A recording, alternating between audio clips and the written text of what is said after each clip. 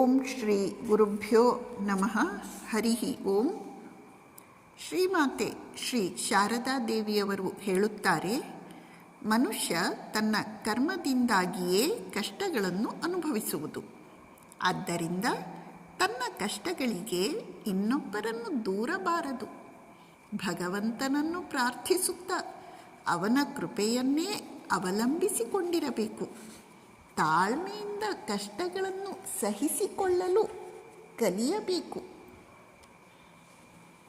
ಪ್ರಾರಬ್ಧ ಕರ್ಮವನ್ನು ಅನುಭವಿಸಲೇಬೇಕು. ಯಾರೂ ಅದರಿಂದ ಪಾರಾಗುವಂತಿಲ್ಲ. ಆದರೆ ಭಗವನ್ನಾಮ ಜಪದಿಂದ ಅದರ ತೀವ್ರತೆ ಕಡಿಮೆಯಾಗುತ್ತದೆ. ಇದು ಹೇಗೆಂದರೆ, ಒಬ್ಬ ತನ್ನ ಕಾಲನ್ನೇ ಕಳೆದುಕೊಳ್ಳಬೇಕಾಗಿದ್ದರೆ ಅದರ ಬದಲು ಕೇವಲ ಒಂದು ಮುಳ್ಳು ಚುಚ್ಚಿನಲ್ಲೇ ಅದು ಮುಗಿದು ಹೋಗುತ್ತದೆ.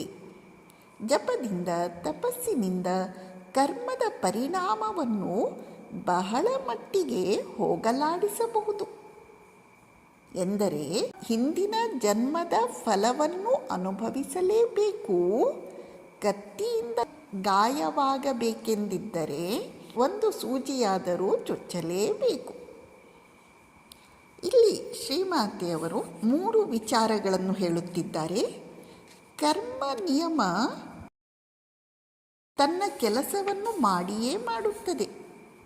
ಪ್ರತಿಯೊಬ್ಬರ ಜೀವನದಲ್ಲಿ ಸತ್ಕರ್ಮ ಮಾಡಿದ್ದರೆ ಸತ್ಫಲ, ದುಷ್ಕರ್ಮ ಮಾಡಿದರೆ ದುಷ್ಫಲ. ತಪ್ಪಿದ್ದಲ್ಲ. ಇದು ಬಿತ್ತಿದಂತೆ ಬೆಳೆ, ಸುಳ್ಳಲ್ಲ. ಇದು ಲಾ ಆಫ್ ಕಾಸೇಷನ್, ಕರ್ಮ ನಿಯಮ.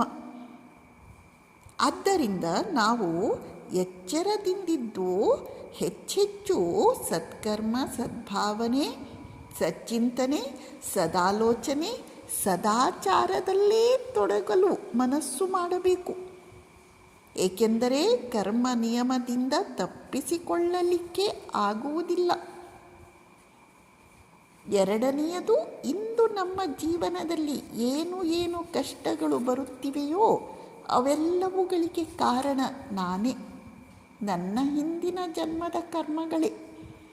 ಆದ್ದರಿಂದ ಭಗವಂತನನ್ನು ಪ್ರಾರ್ಥಿಸುತ್ತಾ ಅವನಲ್ಲಿ ಶರಣಾಗಿ ತಾಳ್ಮೆಯಿಂದ ಅವುಗಳನ್ನೆಲ್ಲ ಸಹಿಸಿಕೊಳ್ಳಬೇಕು. 3ನೆಯ ವಿಚಾರ, ನಾವು ಜಪ, ಧ್ಯಾನ, ಪ್ರಾರ್ಥನೆ, ಪೂಜೆ, ಸಚ್ಚಿಂತನೆಗಳ ಮೂಲಕ ಆ ಕರ್ಮದ ರಭಸವನ್ನು ಕಡಿಮೆ ಮಾಡಿಕೊಳ್ಳಬಹುದು. ಎಂದರೆ ಕಾಲು ಮುರಿಯುವ ಕಡೆಯಲ್ಲಿ ಒಂದು ಮುಳ್ಳು ಚುಚ್ಚಿ ಆ ಕರ್ಮ ನಿಯಮ ತನ್ನ ಕೆಲಸವನ್ನು ಮುಗಿಸುತ್ತದೆ.